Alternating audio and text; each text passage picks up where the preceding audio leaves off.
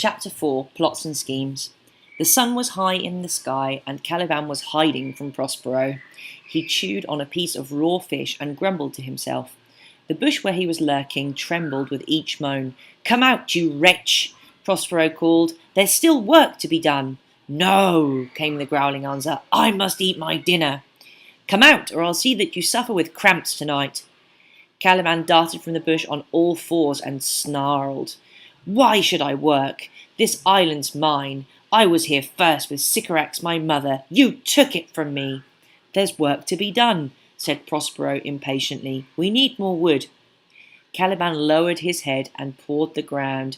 His voice became whining and full of self-pity. "When you first came here," he said, "you were kind to me. You stroked me and gave me water with berries in it and told me how to name the stars."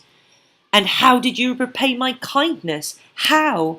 "By trying to attack my daughter," cried Prospero.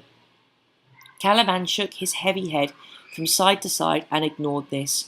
"You taught me how to speak," he mumbled. "What good did that do me? Now I know how to curse. A plague on you for teaching me your language." "Get to work, or I'll fill your bones with aches and make you roar," ordered Prospero. "No, no," cried Caliban, and immediately he set off to find more wood.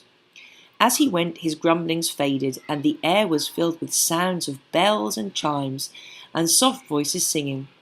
The young man from the beach, Ferdinand, the King of Naples' son, was walking up the track towards the cave.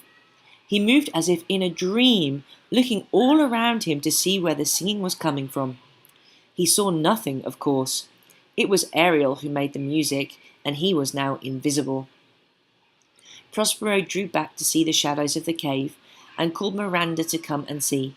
"Oh, father," she whispered, peering nervously around the curtain at the cave's opening. "Who is it? Is he an angel?" "No," he replied. "He's a man. He eats and sleeps just like the rest of us." "To me he seems like an angel," Miranda said. Prospero smiled to himself. "Does he really?" he said. "But you've only ever seen him and Caliban, Miranda, and where he comes from, people think of him as a Caliban." Miranda looked at her father and frowned. Surely he was making fun of her. She could not imagine a finer and more noble being than this younger man. Before she could say another word, though, Prospero stepped quickly out of the cave, and she saw Ferdinand shrink back in surprise. "Who are you?" Prospero said sharply. "What do you want here?" "My name is Ferdinand, sir," he stammered. "I'm the King of Naples." "The King of Naples? I know that you are not." "I wish I weren't, but I fear it's true. Our boat was wrecked, and my father was drowned in the storm. So sadly, I am King of Naples now." His face was so full of grief that Miranda felt she must try to soothe his pain. She took a pace into the light, and Ferdinand caught sight of her.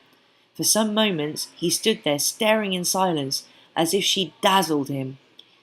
She began to say something, but Prospero stretched out his arm to prevent her. "Don't stare like that," he said to Ferdinand. Miranda couldn't understand why he spoke so harshly. The poor young man looked lost and downhearted. Surely they should try and help him and offer him some comfort. She took hold of her father's cloak and pleaded with him to be more gentle, but he shook her off. His anger, though, was far from real. It was a test for Ferdinand, and part of his plan to bring the two young people together. So he fixed a stern expression on his face.